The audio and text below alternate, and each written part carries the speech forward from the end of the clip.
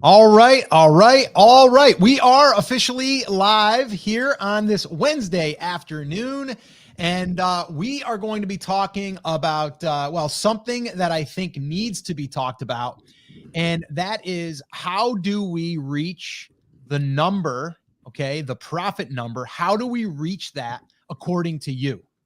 And everyone is different. Every single person is different when it comes to what is your number. So we're going to go through that. Then what we're going to do is reverse engineer how you get there. And we're going to be explaining what we call our 10 by 10 by 1 method or recipe. We also have a 10 by 10 by 10 recipe that's been, I guess, how would you say that, Chris, on a recipe? We've modified it.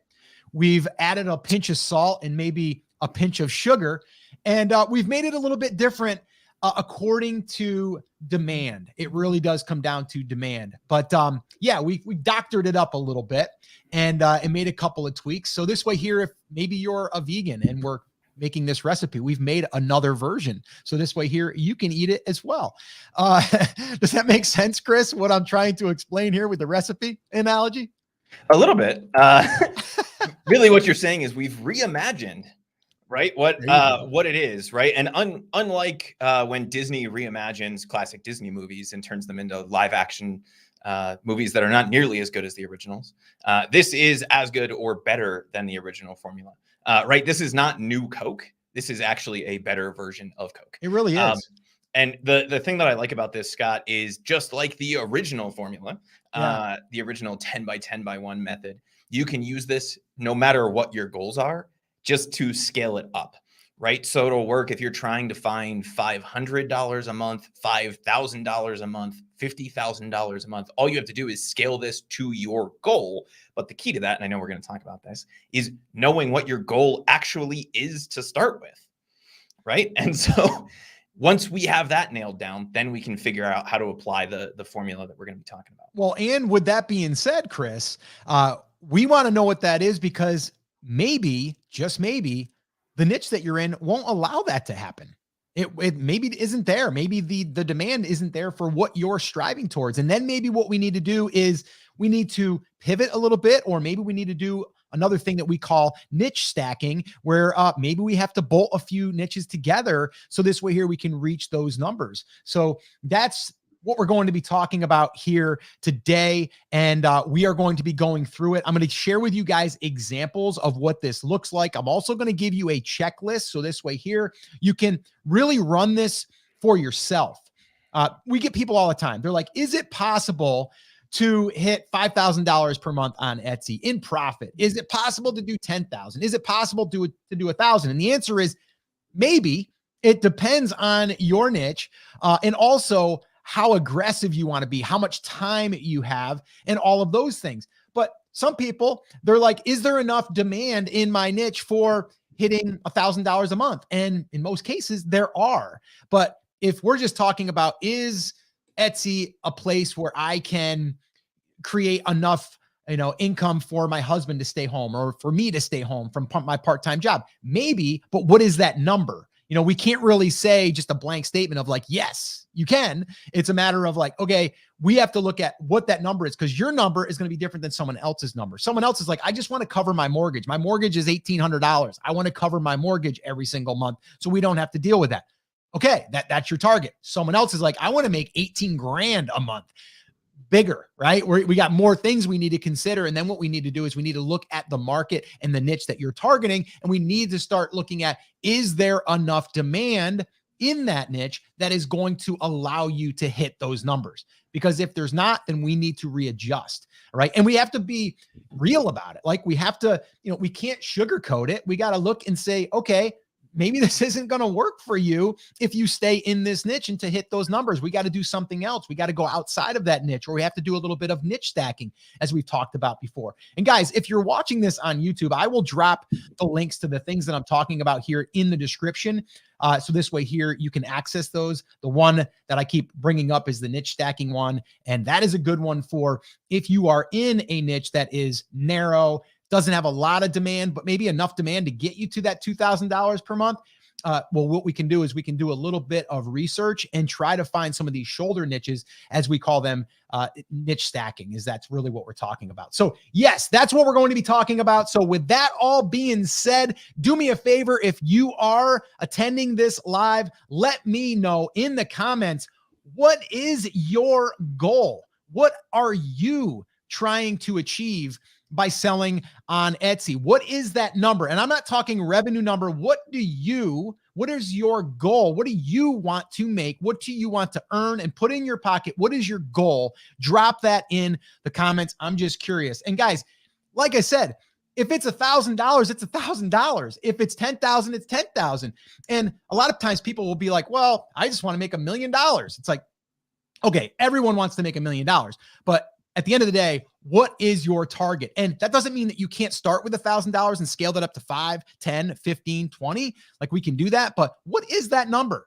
All right. So just go ahead and drop it in there. I would love to see it, and we can get rocking and rolling. So Chris, are we ready to rock and roll? Because obviously this is the Rock Your Brand podcast and YouTube stream here and Facebook. So we should probably get rocking. Are we good?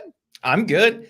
We got people rolling in on the YouTubes, on the Facebook, all over the place, and we're getting all kinds of numbers. And this is the exact reason, Scott, that you and I have been kind of tinkering with this, because we've seen a lot of people with a lot of different numbers, and we wanted an easy to use way that people would be able to take a look at their niche and say, look, I want, if it's Sandra Roberts, I want $1,000 profit per month. Okay, that makes this very easy. I want 2,000.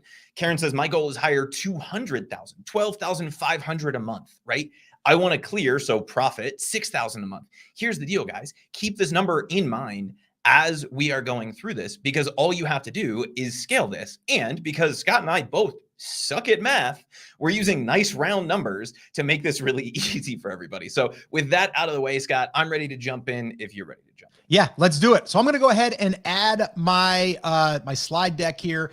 I prepared a few things because I wanted to be prepared for you guys, so we can kind of get right to it, and I can share with you exactly what this looks like.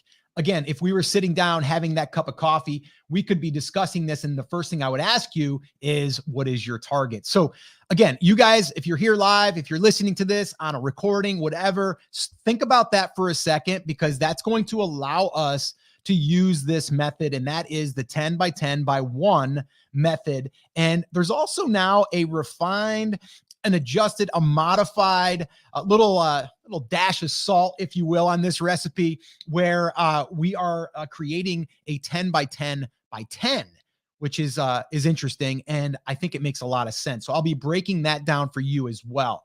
All right. Now, like I said, if you are here, drop in the comments or let us know, what is that number? So this way here, you can have a clear number in mind, but then also we can see it. So this way here, it gives us an idea of like where people are at, like what is that target? So what's your monthly number? All right. Is it $1,000? Is it 3,000? Is it 5? Is it 10? And I just was scrolling through the live feed here, and I could see that it's like this. It's a range. We have a few people that's like 12,500. The other question I would ask you is like, in what time period? Like, what's the goal? Next 12 months, 2 years? Like, what is it? And I know a lot of times people are like, well, I just want it to happen tomorrow. I think we all know probably not the case. Things take time. It does take work. But if you work at it consistently and you have your number in mind that you're shooting for, and if you use the 10 by 10 by 1 or the 10 by 10 by 10, there's a very good chance that you can get there. All right. But there's also some things that we need to look at once we have that number. And that's what we're going to be covering here today. So get that number, write it down, if you will. And this way here, we can reverse engineer what that looks like for you. All right. So let's use $3,000 per month. I'm going to kind of go in the middle there. And it's also easy math. So what we're going to do here is we're going to use $3,000 as our target. All right. That's what we want as profit, $3,000. And I think anyone would love to have an extra $3,000 per month in their bank account every single month. And yes, I know some people are going to be in the comments, especially on YouTube. Sorry, YouTube, but it's going to be like, yeah, but they got to take taxes out of that. Yes, if you go to work, they got to take taxes out of it too. I understand that, but let's just keep it easy and say $3,000. Like, everyone's tax bracket's going to be different and all that stuff. $3,000. What do you get to take from the product that you have sold is really what we're looking at. All right. So $3,000 divided by 30 is $100 per day, if my math is correct, which I think it is because I did check that, but it's pretty easy math. All right, so simple. So here is the 10 by 10 by 1 method, very, very simply put. And we're going to dig into this. And like I said, I've got another variation of this, which is the 10 by 10 by 10 method. All right, so if you think about $10 profit, okay, $10 profit, a $10 bill from 10 sales, one product is going to get you to $100 per day. Let me go through that one more time. We have $10 profit on the product that we're selling. We sell 10 of those per day. One product brings us to $100 per day. Okay. So $100, 30, $3,000, right? So now if we're thinking about it, like 3,000 sounds like a harder task than $100 per day, right? So if we break it down and we go, wait a minute. So I just need to make sure that the products that I'm releasing, I'm clearing $10. And now all I need to do is focus on, I need 10 sales. Now, with that in mind, all right, I used to teach this years ago in the Amazon ecosystem, and 10 sales a day there is easier, but way more competition. So we were always using the 10 by 10 by 1 to get to $100 per day. Now on Etsy, it may be harder to get one product at 10 sales per day, depending on the niche and really the product itself. Now, there are a lot of products that are doing that, but I have found that a majority of the niches, if we're not in like a huge saturated niche, then we're looking at, on the average, you're between like 30 sales a month to about 90 to 100 sales on the average type of product. All right. So if you are looking to find one product, all right, you got one shot at it. You got one product. It's doing $10 profit. You sell 10 per day. You're at $100. That's $3,000 per month. Pretty simple, right? Now, that's 300 sales per month, one product. You're going to need larger demand for that. So when we're doing product research now, and if this is what we're looking at, we're like, okay, when I'm going through Everbee and I'm using the data there, I'm looking at the total sales for the month. So I'm looking for products that have 300 in that column. And a lot of times you're not seeing that in a lot of products. Okay. 300 sales. That's a good number of sales for one product. It's possible, but it is harder. So that's where I came up with a little bit of a different approach. And that's what we're calling the 10 by 10 by 10 method. And what this does is this allows us to really only need to find that product that does one sale per day. So $10 profit, 10 sales per day, but across 10 different products. So now when we're doing our research and we're looking at products, we're like, does this product make $10 per day? Can I get it to $10 per day? Can I sell 10 a day? Okay. And if we can do that, then we're going to, now actually this here is like 10 sales a day, $10. Yeah. So we're there, right?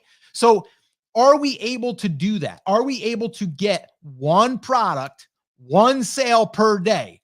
Way easier to do that than it is to find one product that's selling 10 per day, right? Now, Chris, before I move on, we have any questions, and does this make sense, or have I complicated it? I think it's and simple. I think the 10 by 10 by 10 would really be the scaled version of that. And I think what you're talking about is still 10 by 10 by 1, right? It's 10 sales at $10 profit. Yes. But instead of looking at one product, we're really looking at 10 different products to get there, right? So instead of trying to get one sale or 10 sales from one product, we're saying one sale per day times 10 products times $10 profit. Yeah, I've got a visual here that will probably make this a little bit easier to understand.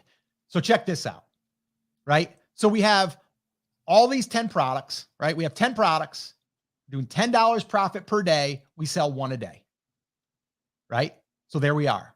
So we're still arriving to the same number, but we're able to now, instead of it being one product that's selling 10, we have 10 products that are doing one. Make sense, Chris?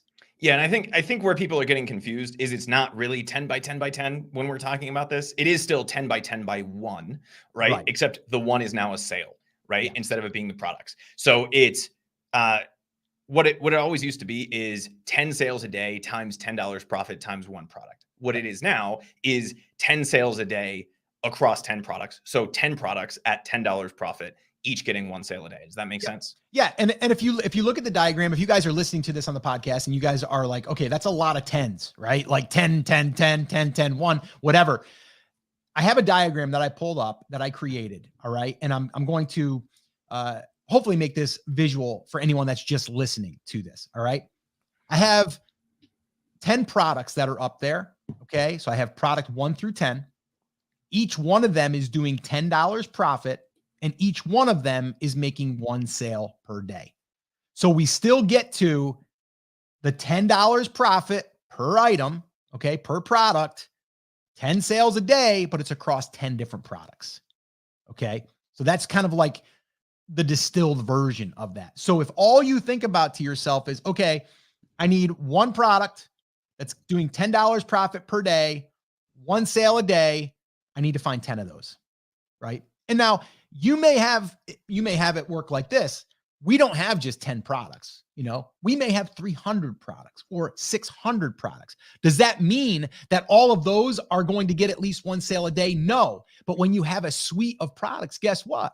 You have one that might only get 15 sales and another one that might get 15, but collectively we're still able to get to our numbers. And the more, lines that we put in the water, the greater chance that we get to hit our number. All right. But when you look at it this way, it's easier than if I just had 3 boxes up there and it was 1 product, $10 profit, 10 sales a day. It's harder because we need to make sure that the demand is there in order to accomplish that. Right. That's what makes it harder when we're only focusing on 1 product. We have like 1 line in the water instead of 10.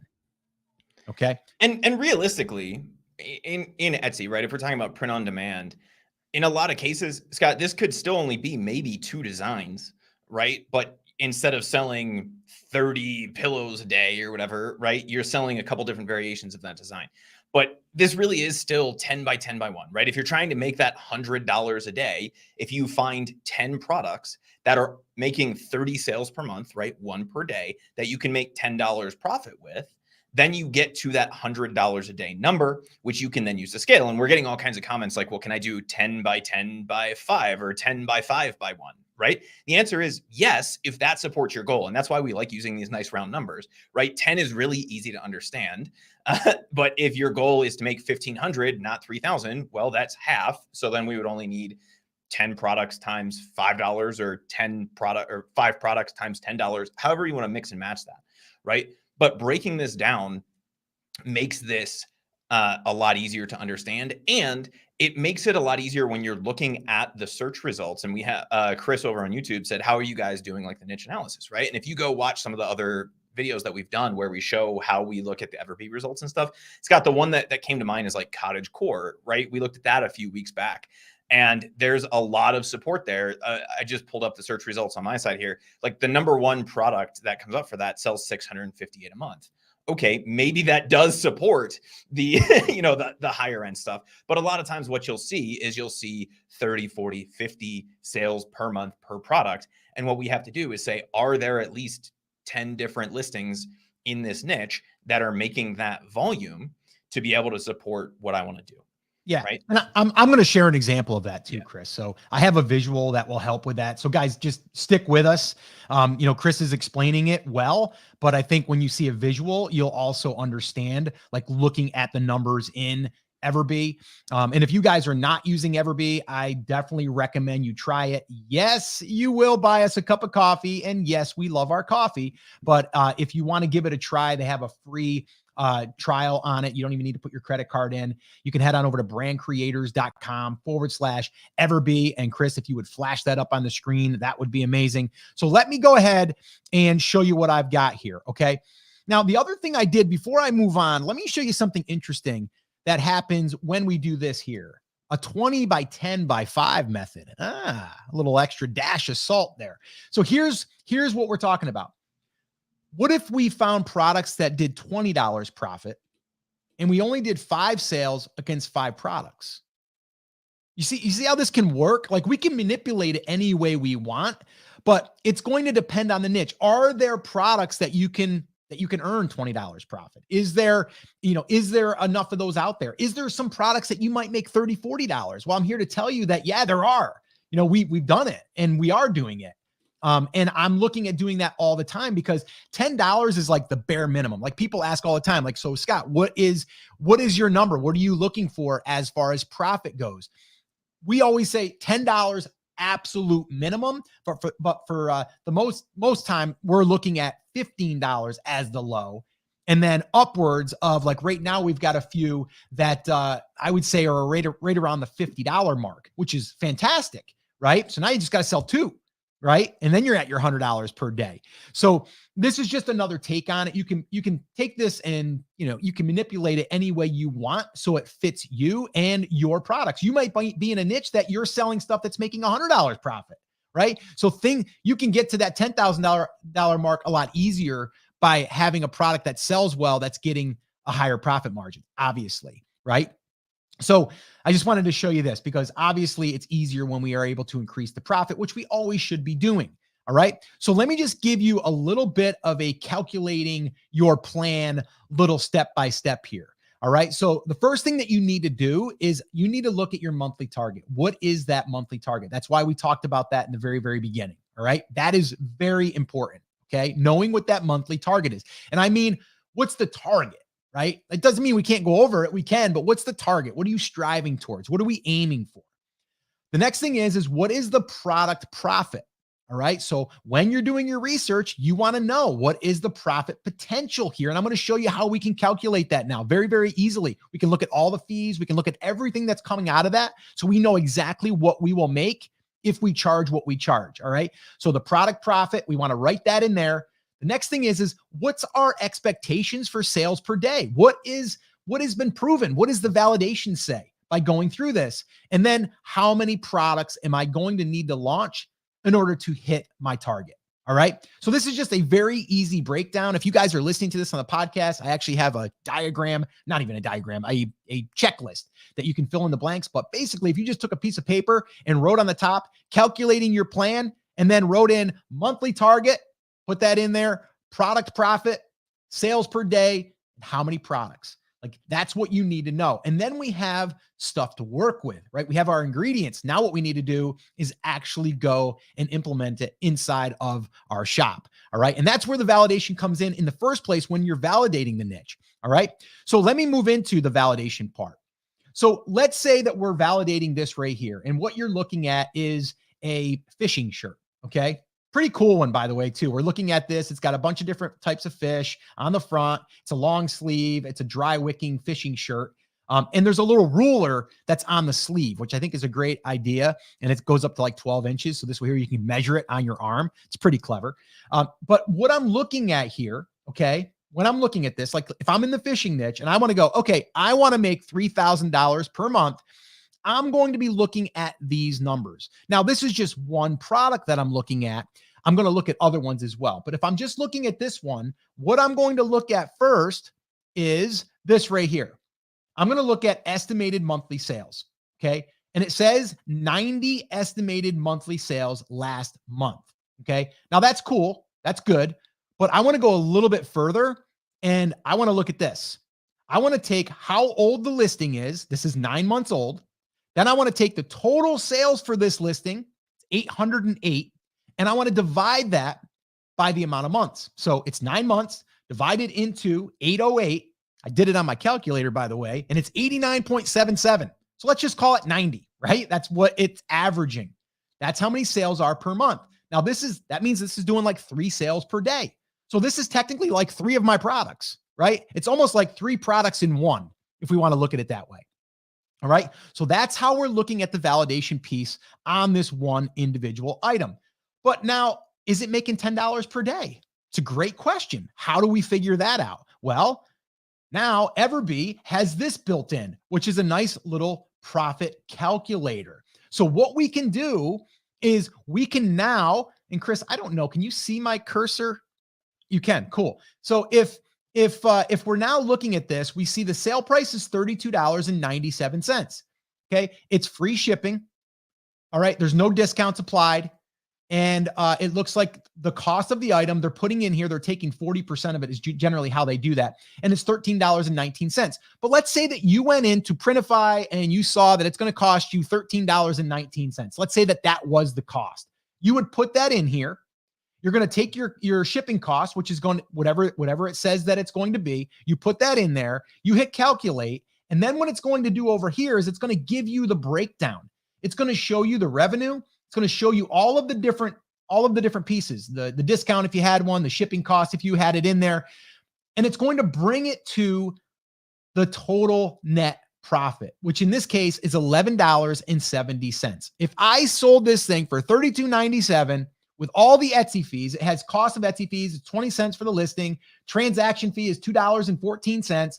The payment processing fee is $1.24. So total fees is $3.58. Now, if I was running advertisements to this, I would have to figure that in. But let's say that I'm not. I would say we're at $11.70 per sale. So I'm over my $10. So I hit my $10. Perfect. Is this a good product then? Yes. Right. So it proves that this niche is definitely buying fishing shirts, long sleeve. Right. So, okay, cool. So now I've got that. So when we're doing this product research, we want to make sure that we do the profit calculation. So this way here, we know if we're hitting our mark. Okay. And then we can play around with it too. We can say, well, we want to make $15. Well, I got to charge then more, right? Maybe then I got to charge $37.97, like whatever it is. I can play with that. All right. But I can also see that this has already been selling for that. So I want to go off of that because there's proof that 808 of these sales most likely were for this price. There's no sale on it right now. I don't know if there was one in the future, but right now there's not. Okay. So moving on, let's check this out. So now if I'm evaluating demand inside of this niche, so let's say that I'm like, okay, that's one item, but does this niche have enough demand for what I'm trying to achieve? So then what I would do is I'd come over here and I would look at other products. So we have here a fishing brag board, 49 sales. All right. Did 2450. Estimated total sales was 155, 3 months. So I would do the math. I would say, okay, 155 or 3 months. I would divide it by this here and I would come up with my number, which is pretty close to what it's saying, the estimated total sales, how much it is per month. So 49, almost 50 sales. That's a little bit more than one sale per day. I have this other fishing metal sign here, 53. Okay. $1,870 or $70 in sales, in revenue. 1,290 total sales. It's been active for 2 years, 24 months. So I would divide that in there and see if that is my average. Okay. And if it's not my average, I would take what the average is for that period of time. I wouldn't just take this. So it's kind of like I'm cross-referencing what it's stating as the monthly right now, the last 30, and I'm taking that for the history. All right. Really important part there. Take the history, not just what it's stating it did last month, because last month could have been like, could have been a holiday. It could have been a fishing season, right? So what I'm looking at is like, what did it do over the last 24 months? Because it has the history here. And then I'm just dividing that in there. We have a personalized engraved lure here. 53 of those sold. I have a personalized fishing knife. I don't know if it's a knife or a holster for it. 55 of those sold. So I'm going through and all I did was put in fishing and I'm saying, okay, 90 here, 55 sales here, 53 here. I add all these up and I'd say, is there demand? Are people buying enough for me to be able to make my target, right? To hit my target. That's what I would be doing. Now, you may come in here and go, I want to make $15,000 a month. And you might look at this and go, there's not enough in there, right? There's not enough. Now, I'm not saying if you're just looking at fishing, you got to go deeper than that. You got to go fishing. You got to go bass fishing. You got to go trout fishing. You got to go deep sea fishing, anything fishing. You want to go through all of these different verticals, all the different sub niches. And you want to start kind of tallying those all up too, because it's still within the brand. And then you want to see like, what is a realistic number that I will be able to hit if I'm able to do similar sales to some of these other shops right now. So that's how we're evaluating the demand. We want to make sure that we evaluate the profit that potentially is there to be made on the products that we're looking at. And we also want to look at the history and divide that by the months that it's been live so we can see what the history looks like. So we know that we're not just looking at like a one-off thing that did well for 1 month. Chris, does that make sense so far that I explained everything there? It does. We had two quick questions, Scott. So when we're doing product research, if we're trying to validate the niche this way, do we always start with the fathead term, right? The broadest term possible in the market when we're trying to do this analysis, or should we start with more of a niche-based approach? So in the case of like fishing, should we go for fishing to run this 10 by 10 by 1 analysis, or should we start with underwater bass fishing? Yeah, well, I mean, I think it also comes down to, again, like, what are you trying to achieve? Yes, if I would probably personally start with the fathead. I would start with the broadest of term, but still within my niche, because number one, I want to see what's selling across the brand, across the niche, like everything, right? I'm going to get ideas of like, oh, there was a fishing tackle box that was selling. I wonder if I could get those made. Or maybe someone was making a leather holster for a knife, or maybe someone was selling a little, I don't know, backpack that they took for a tackle box or something like that. Like, I wouldn't have seen if I just put in bass fishing, because yes, bass fishing is a sub niche, but why wouldn't I want to still sell in the fish? I mean, if I'm into bass fishing, I'm into fishing. Right. So I wouldn't want to eliminate that. I would start with the fathead, and then I would start drilling into the sub niches. And a lot of times you're going to get ideas of those sub niches by doing the initial one being more broad. Does that make sense? It does. And the other question that we had is, can you explain the difference between a sub niche and a shoulder niche? So a sub niche, right, in the case of fishing, would be a type of fishing, right? All types of fishing are fishing. Bass fishing is obviously fishing, right? Fly fishing. I would even consider spear fishing fishing. A shoulder niche to that would be hunting or camping or canoeing, right? Like something that people would be doing in and around the same type of activity, right? But it's not going to necessarily be the same thing, slightly different, right? So like hunting would be hunting. Deer hunting is a type of hunting. Hiking is not hunting, although you do hike while you are hunting, right? Unless you just drive around on a four-wheeler. But like growing up deer hunting, right? You would have been walking through the woods, doing all of those kinds of things. Maybe you're also into hiking when it's not deer season. So it's something that's very closely related. It's a very similar activity. That's not the same thing. Does that make sense, Scott? Yeah, no, I think we need to look at the shoulder niches are just related, right? It's like you said, it could be deer hunting, it could be elk hunting, it could be any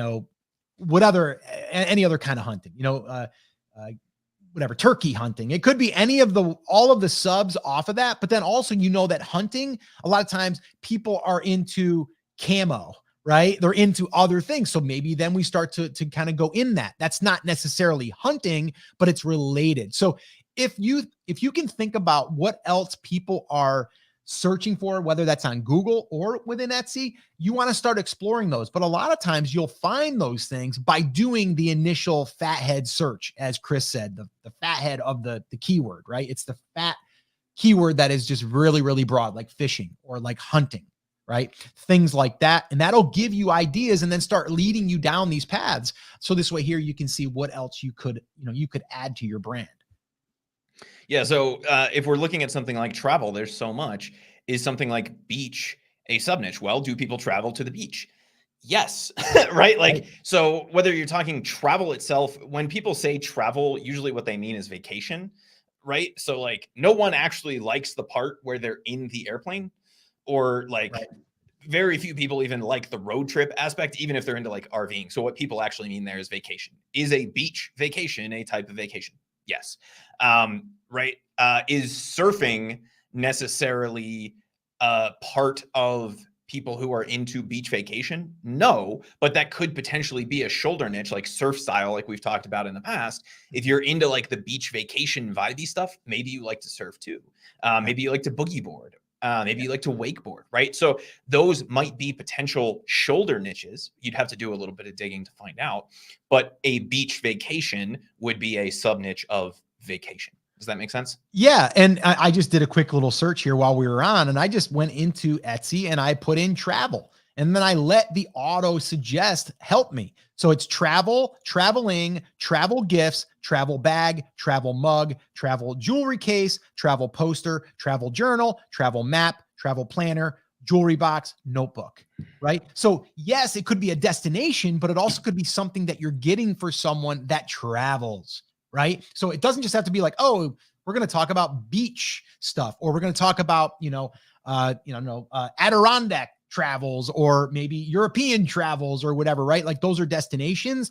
But what about the person that is just an avid traveler and everyone kind of makes fun of them, right? It might be a gift for that person, right? Or it might just be something that someone needs while traveling, like a travel bag or a jewelry case or a poster or a journal, jewelry box, notebook, like any of that stuff could also be things that you would sell in that market.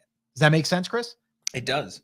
And so people were asking, can shoulder niche products be in the same shop? Yes, because they're very closely related. Yeah. Right. My suggestion would be fill out as much of the niche related stuff as you can before you start going to shoulder niches. But when you're at the point where you're like, I kind of covered everything that there is to cover about the beach, let me look at the shoulder niches and let me look at the other sub niches or the main niche itself of vacation to see where I want to go first. So do you start with the keyword search? Yes, but we're not necessarily even looking at the volume there, because I don't care if there's 20 million people searching for it. If it's only making, if we average out all of the sales results from Everbee and we see that, products are making 1 sale a month on average, right? I don't care if 300 million people are searching for it. It's not relevant. So we're not really worried as much about the keyword volume as we are about the sales volume. Yeah. Yeah. Hey, so before we keep going here on the questions, I did have a few more things I wanted to share in my little slide deck that I have prepared. So we're not done yet, guys. And then we'll get into some more questions. All right. So let me go ahead and add this back. So again, we're evaluating the demand. Really, really important that we do this once we get our target. So again, if you're sitting down and you're following along, you're getting your notebook, it's like, figure out, first thing we got to do is this right here. We need to calculate your plan. We need to start with your plan, or to start your plan, we need to start calculating by filling in the blanks. Monthly target, what is it? Product profit, what is the profit that you're going to be able to make from each product once you start doing your research? Sales per day, what is it going to take to hit that number? And then how many products are you going to have to get to this level? Now, just like I said in the beginning, you can start off and say, well, it's going to take 10 products, but you don't stop there. You don't just launch 10 products. You're going to launch 50, 100, 150, 200, because you're going to find that you're going to have some products that are going to do better than others, or better through different times of the year. And you're going to fill that in. But what is the number, I think, is the critical part here. So this way here, you can see what you need to sell on a daily basis. And then you can say, let's create a whole bunch of products that the market would potentially buy. And that's really what that comes down to. But here's the deal. If your targets are lower, like $1,000 to $3,000 per month, less demand. We don't need as much demand. Like, we could be looking at products and go, oh, it does 25 sales a month. Cool, right? Like, if we want to hit 4,000 to 10,000 or more, we're going to need more demand, right? We're going to need more demand. We might need more products, or we might need more products that have higher profit margins. So there's going to be more, I guess, thought and finding those niches, or niche stacking, and finding a bunch of those that you can kind of bolt together to get to those higher numbers. But if your target is 1,000 to 3,000, less demand. We can go through and I would even say, like, I don't know that there's probably any niche out there that there's not enough to probably do $1,000 per month. Like, you can probably bolt some things together and get there without needing a ton of demand. But if you're getting into the other numbers with a 4,000 to 10,000 or more, then we're going to need more demand. So just keep that in mind when you're choosing your niche, or if you're looking to scale, right? If you're looking to scale, then you have to ask yourself, are there these sub niches that I can bolt on, right? Can I bolt these on to the main brand? All right. So guys, here's what I want you to do for me. If you are here live, if you're not, if you're watching this, you can still do it. Or if you're listening to this on the podcast, you can still do this, but do it in your mind. And then when you stop driving, if you're listening to this or running, write it down. And that is, I want you to comment below, what is your profit target? I know we did this in the beginning, but I want you to make sure that you do it. If you didn't do it in the beginning, do it again, do it now. All right. So make sure that you do that. So this way here, you're putting it down, put it in a notebook, put it on a Post-it note, put it near your computer, right? And then go through that exercise of really building out and calculating your plan, because your plan is going to be different than someone else's. I guarantee that. All right. And then the last thing I'll say here before we do answer some questions, because I know we do have people that are either up and running or they want to grow and scale their shop. We do have a training. It is our 7-day Cha-Ching Challenge. Depending on when you're listening to this, we're opening enrollment right now. If you're listening to this later and the class isn't open, you can still go there. Brandcreators.com/sales. And literally our goal here is to get you consistent sales. And we're going to basically go through this in 7 days. And we've had students that after the 7 days have had sales and continue to get sales. So if you're interested in building out your shop, optimizing it, really taking this approach of getting consistent sales and creating a full-fledged system that will allow this to happen. All right. Now, if you don't have your niche picked yet, or you want help with product selection, then I would definitely recommend going here. And this is a little workshop we did. I say a little workshop. It's about 2 hours on the one, and we have a bonus workshop that we did for just niche validation. You can find that over at brandcreators.com/magic, and you can check that out there. So if you guys want any additional training from us, we do have a couple of classes that you can attend. Definitely go check them out if you're interested. And then the last thing I'll say here is if you're watching this on YouTube, subscribe to this channel, smash the like button. If you're on Facebook, you can give it a little bit of love there as well. And if you're on the podcast, head on over and leave us a review. Let us know what was one big thing that you took away from this episode. All right. So Chris, let's go ahead and let's answer some questions. We got a few minutes here to answer some questions, and then we're going to rock on out of here. Our buddy Ron over on Facebook says niche product magic workshop equals the GOAT.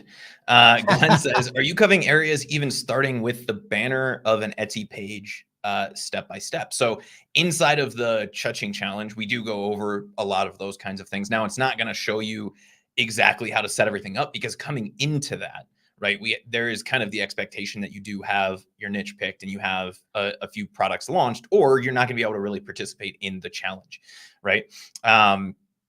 And so, yes, there are a lot of those things covered in terms of like the optimization, but it's not designed to be like, here's how to fill in your tax settings, right? Like that's not inside of the challenge, although there is a little bit of the setup stuff inside of the product magic course. So if that's where you're at, I would go to brandcreators.com/magic. That's going to get you what you need to really get set up. And then once you have your shop set up and you're ready to start hearing that cha-ching sound coming from your phone, your computer, your tablet, multiple devices all at once, depending on how sick you are, you can do that inside of the Cha-Ching Challenge. Yeah, I would say too, in that we went over multiple examples of shops that we thought were really, really well optimized. And yes, with your banner, yes, we go through banner optimization, like how to create a better banner. So this way here, it's more engaging, but it's your storefront. We go through the full optimization. Even in the back end settings, we also go through some of those. So really, the first day is optimizing your shop. Like that's like number one. And then we move into more of the internal marketing and things like that. So we're really building it out. So this way here, when we're ready to start driving traffic, which we do in I think it's like day 5, we're going to basically then be ready for when that traffic comes to the shop and to our products. We're fully optimized, whether that's the product listing, we fully optimize that. We got our internal triggers, our marketing triggers already there. If we get a favorite, we're already sending out emails. Like we're doing all of the things when we get the traffic. And then we kind of wrap it up with a bow by running a 7-day promo following our promotion strategy. So that's what we do inside of the 7-day Cha-Ching Challenge. This will be our second group that we're taking through it. Our first group absolutely loved it. And we've got some really, really great testimonials too on that page. So if you go to brandcreators.com/sales, you can read some of those there. So yeah. So, all right. What else we got here? Let's see. Oh, here's another quick question from Caitlin.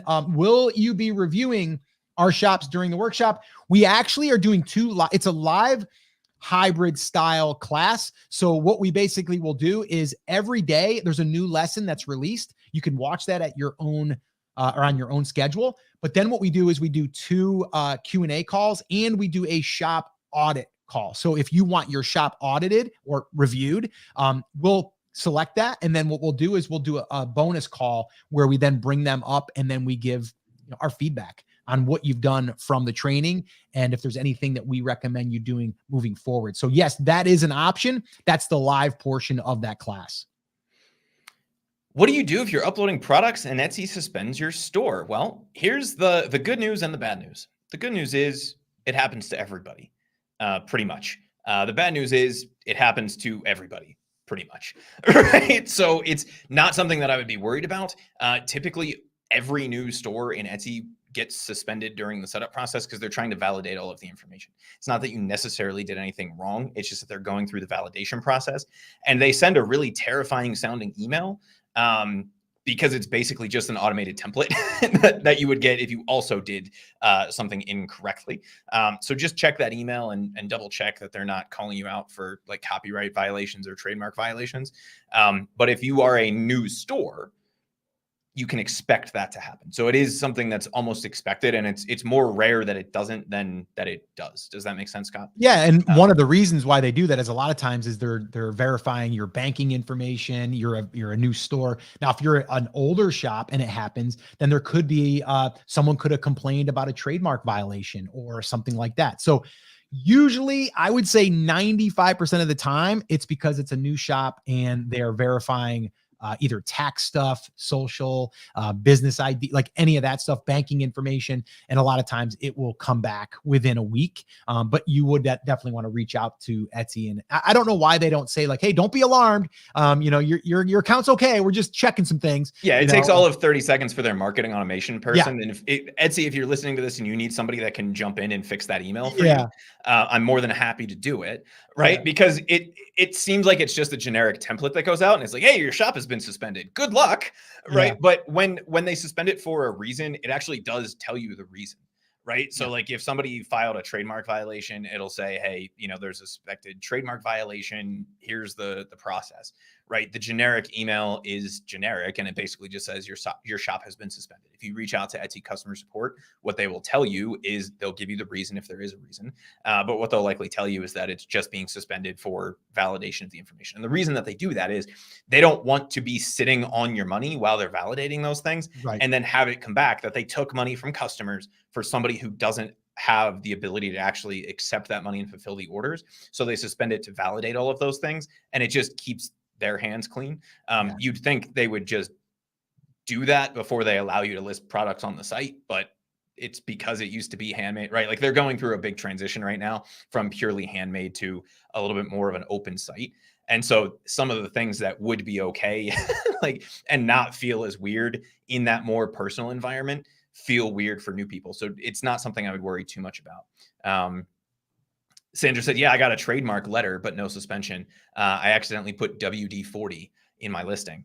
And that, that can happen. And again, like in that case, they'll tell you what the reason is. But if you're a new shop, I wouldn't worry too much about it. Read through the email, make sure there's nothing grave in there, and then go from there. Scott, is $2 a day enough for Etsy ads, or do I need $5, $10, $15, $50? You could start with $2 a day for sure. I mean, some people start with $1. Now that is going to limit the amount of, views and impressions and all of that stuff that you get. But yeah, $2 a day, you can do it. And if you're only advertising a handful of products, I like $5 a day, kind of like, a Starbucks, I don't know, one of those refreshers. I just got one for my daughter the other day. I'm like, seriously? Like $5 for that thing? A venti? Are you kidding me? So $5 a day, we're spending on a drink. Why not spend that on some advertising and then really allow them to be able to, and you might not spend it. A lot of times if there's not enough audience reach there, it won't spend it. But that's also an indication that maybe there's not enough demand there, or maybe it's not optimized well. So there's some things there that we do. And actually inside of the 7-day Cha-Ching challenge, we go into that and really show you how to analyze the data, but then also start to fine tune it. So you start getting more reach on the keywords that you want to be discovered from. So there's some really cool stuff that we do in there, but I would say, yeah, $2 a day is fine. Just know that it might not get you enough data quick enough, or it just might take a little bit longer. But I'd say, yeah, I mean, start with $2 for sure. My hubby calls Starbucks $5. I like that because I say it's more like $10.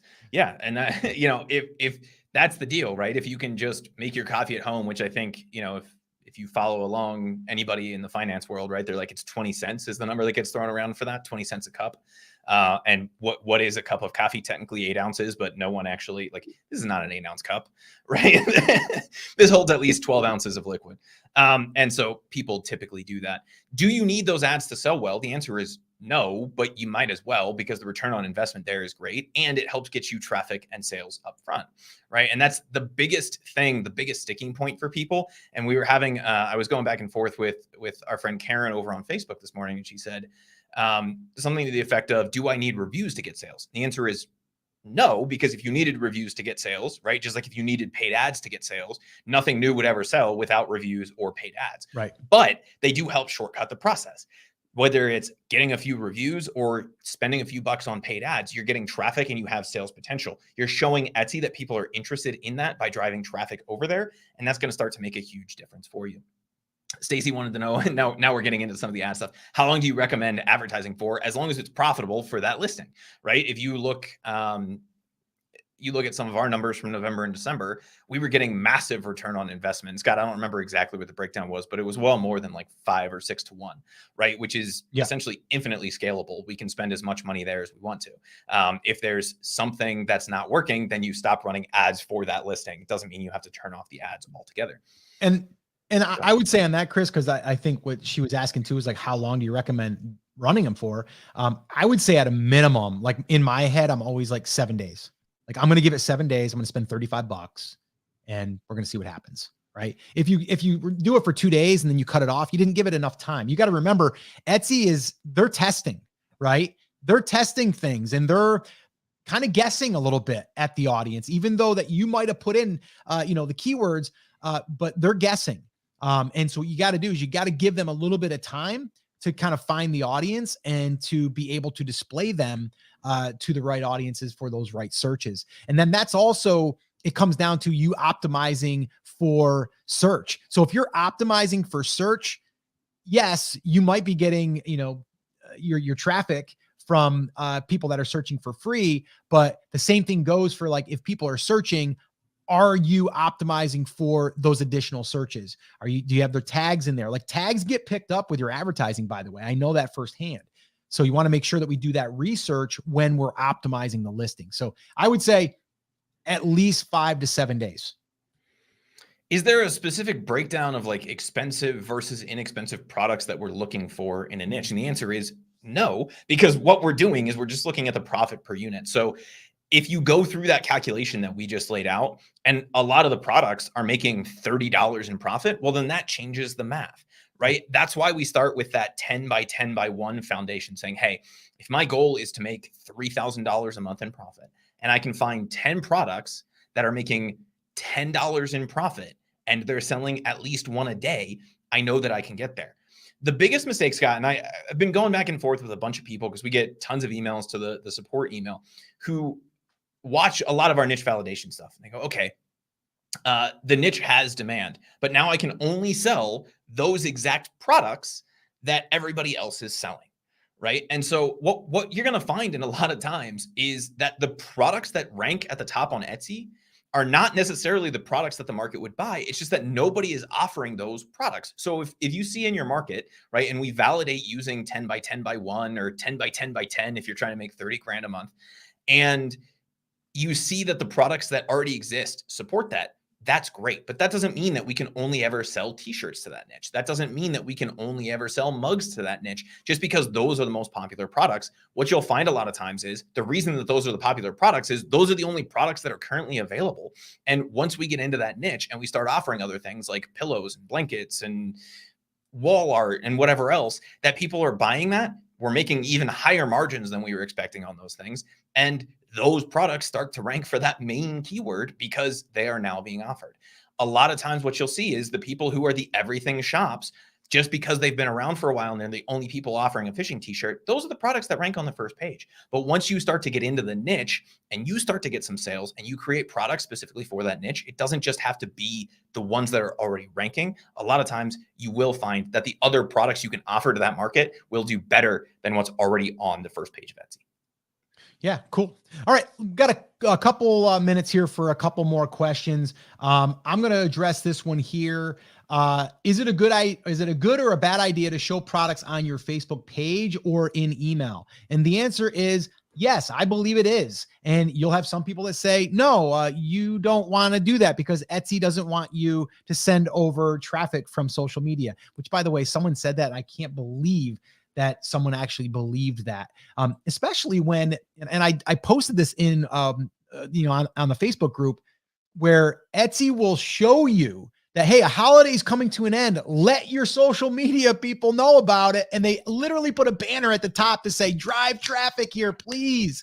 And someone is, and I'm not going to mention any names, but basically saying like, they don't want you to send traffic to their site. They only want internal traffic, which is crazy that someone would even suggest that. So, okay. Can it hurt your conversion rate? Can that hurt your ranking? Possibly. But I still don't think it's going to be as much unless you're driving thousands of people there and they're not converting because it's just crappy traffic. But if you put something on your Facebook page and people are genuinely interested in that and they click over, there's a pretty good chance that they're going to favorite it, or they're going to maybe put it in their cart, or they might even buy it. I don't think that your conversion rate is going to tank because of that, right? So I would say only drive traffic from external sources for people that are interested in what you have to offer, not just a curiosity thing that you want to get a click. That's where I would draw the line. But yes, I would, if you have a Facebook group that is in your niche, definitely post it. If you have an email list that is built around your niche, yes, definitely send that, right? And incentivize them with the coupon, by the way. So that's what I would say there. Chris over on YouTube was asking about copyrighted brands. He said, I'm seeing them everywhere, and I'm channeling my father when I'm saying this, right? Just because everyone else is doing something doesn't mean that you should, right? And the like stereotypical dad response is, just because all your friends jump off a bridge doesn't mean that you should do it. Don't touch copyrighted stuff. Don't even think about it. It's not worth it. I'm seeing more and more every day in some of the Etsy groups that people are cracking down massively on this. And so if it's even close to copyrighted, I would just avoid it. There's no reason to, right? So I wanted to get that out of the way. What products do not work for $10 profit in your experience? And we had somebody else, Scott, that was asking, well, there's like a t-shirt on there. There's no way you can make $10 on a t-shirt. And the answer is you absolutely can. Yeah, you can. Maybe some things like digital products that we're running a ton of ads for, like a digital download that everybody else is selling for $8. But just because somebody in your market is selling a t-shirt for $11 and making $1.50 profit doesn't mean that we can't sell a nicer t-shirt or a better designed t-shirt for $21 or $22. Heck, people spend $100+ on t-shirts every day. The question is, are we trying to dominate the niche or just be somebody who sells t-shirts, right? And a lot of times what you'll see is people who are just selling t-shirts, they're going to price it to move as many units as possible. That's not necessarily our goal. Our goal is to do this profitably. And I don't want to sit down every day and create 500 different t-shirts for 500 different niches. So if I'm going to create a t-shirt for my brand, I'm going to make sure that I can make $10 on it, and I'm going to price it accordingly. And if I never sell one of them, then I just don't renew the listing. But the chances of somebody buying that t-shirt and being so price sensitive that they're not going to pay you the extra $5, even though it calls their name, right? It really resonates with them. It talks all about everything that they love about fishing, that they're not willing to pay the extra $5 or $6 for that is very, very slim. What you'll find is when you take a niche-based approach versus an everything store or like a single product-based approach, that there's a lot more room inside of pricing than you think there is, especially because you're dealing with people who are adding additional products to a cart, right? They come in on something and then Etsy goes, hey, you might also like this t-shirt from them. They're not going to go to Etsy, type in every fishing t-shirt and look at it. They're going to go, hey, I bought something from this person, or I'm in the process of buying something from this person. I like this t-shirt. They're not price sensitive at that point. And so if our goal isn't to sell as many t-shirts as possible, but it's to use that t-shirt in our niche as one of the 10 products that we're selling one of a day, you can absolutely make $10 on that.